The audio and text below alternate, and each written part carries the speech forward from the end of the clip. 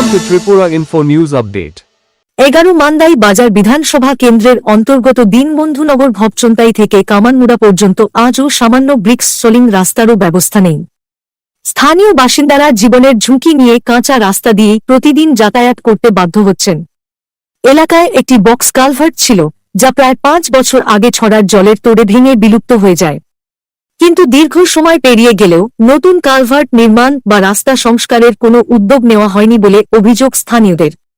এ নিয়ে সংশ্লিষ্ট দপ্তরের পাশাপাশি বিধায়িকা স্বপ্না দেব বর্মা ও এডিসি সদস্য জগদীশ দেব বর্মার বিরুদ্ধেও উদাসীনতার অভিযোগ তুলেছেন বাসিন্দারা।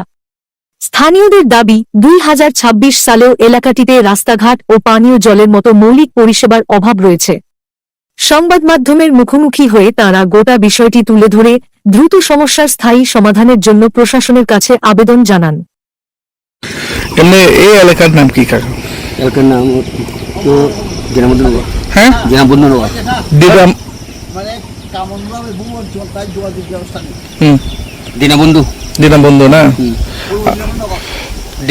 দিদামবন্ধুনগর। তারপরে এই এলাকায় কত ফ্যামিলি আছে এই সাইডে? এই সাইডে তো আমার তো গোনা নাই। ইনা আমরা এটা তো পূর্ব দীনবন্ধু, আর আমরা সেই প্রচার পঞ্চায়েত ধরে। এই রাস্তা কতদিন হয়েছে? এই রাস্তা কয় বছর না, কয় বছর না করবি না মন্দ আমাদের পাইজাক কমসে কম 5 বছর। 5 বছর হয়ে গেছে, এখন পর্যন্ত কাজ তো হয়নি। আমরা অভিযোগ করছেন, অভিযোগ করছে না। তারপরে আমরা এখানে যে কোনো অসুবিধা, হাসপাতাল, স্কুল, কলেজ এই রাস্তা দিয়ে আসা যাওয়া করে না আগে, এখন যোগাযোগ বদ্ধ হয়ে গেছে। তারপরে বর্তমানে সরকারকে আপনারা কি বলবেন? আমরা তো সেই সুবিধার জন্য রাস্তা তো করে দাও, সুযোগ সুবিধার জন্য। তারপরে এই এলাকায় এমডিসি কে? এমনিসি জগদীশ দেব বর্মা। এমএলএ স্বপ্না দেব বর্মা না? কোন ব্লক অন্তর্গত? মান্দাই না, মান্দাই ব্লক। আপনার নাম? আমার নাম রবীন্দ্র দেব বর্মা। কতদিন ধরে এইভাবে আপনারা? আমরা তো দেখেন এটা মানে 5 বছর হয়েছে এইভাবে আমরা কষ্ট, ডাক্তার হোক বা যাই হোক, এদিকে কয়েকটা ফ্যামিলি আমরা এইভাবে চলাফেরা করতেছি।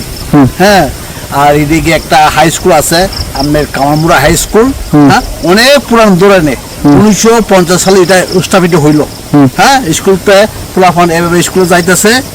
আর ওই মাঝখানে একটা ফুটব্রিজ সরকার আওয়ার পর হয়েছে, এর মধ্যে কাজটা এটা হইতেছে না।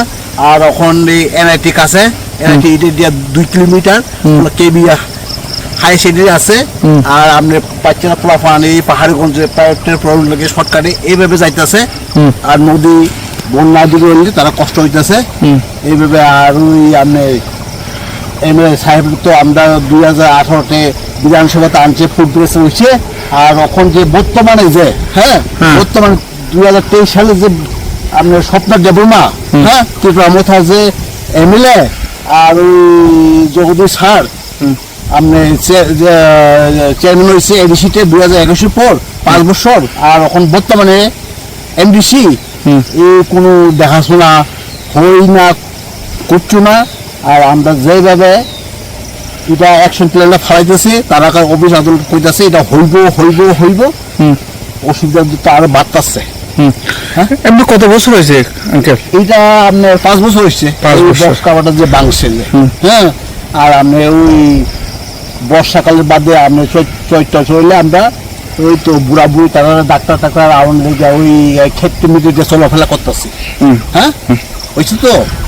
আর কি করানো যায় কষে, মানুষের তো সব দিতে আছে, তো তারা তো যে বাসন দিতে আছে যে এমন হইব, আমি আওয়ার পর আর দেখাশোনা হই না, শুধু বিজয় মিছিল খাইয়ে গেছে।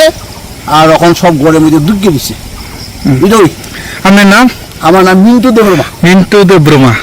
আপনি তো খুব আপনার মনের কষ্ট যেটা তুলে ধরছেন, বর্তমানে সরকারকে কি বলবেন?